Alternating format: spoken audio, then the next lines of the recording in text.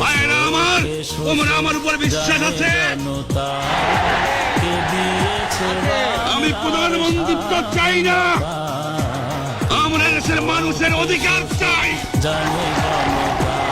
আর যদি একটা গুলি চলে, আর যদি আমার লোকের উপর হত্যা করা হয়, তোমাদের উপর কাছে আমার অনুরোধ রইল, প্রত্যেক ঘরে ঘরে তুল্য করে তোলো। তোমাদের যা কিছু আছে তাই নিয়ে শত্রুর মোকাবেলা করতে হবে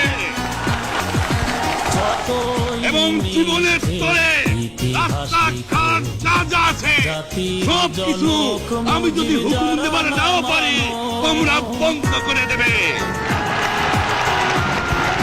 তোমরা আমার ভাই, তোমরা পাড়াকে থাকো, কেউ তোমাদের কিছু বলবে না, কিন্তু আর আমার বুকের উপর গুলি চালাবার চেষ্টা করো না, ভালো হবে না। 7 কোটি মানুষকে দাবায় রাখতে পারবো না।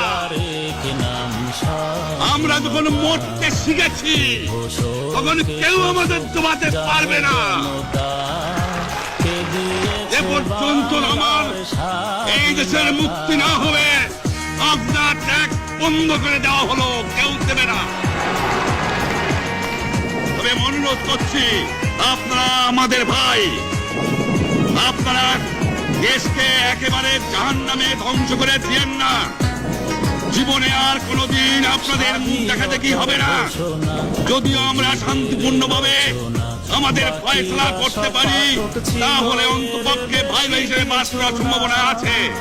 সেই জন্য আপনাদের অনুরোধ করছি, আমার এই দেশে আপনারা মিলিটারি শাসন চালাবার চেষ্টা করবেন না।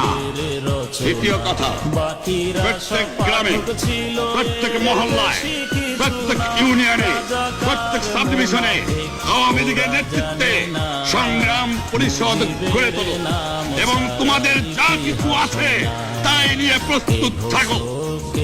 মনে রাখবা, রক্ত যখন দিয়েছি, রক্ত আরো দেব, এদেশের মানুষকে মুক্ত করে ছাড়বো ইনশাআল্লাহ।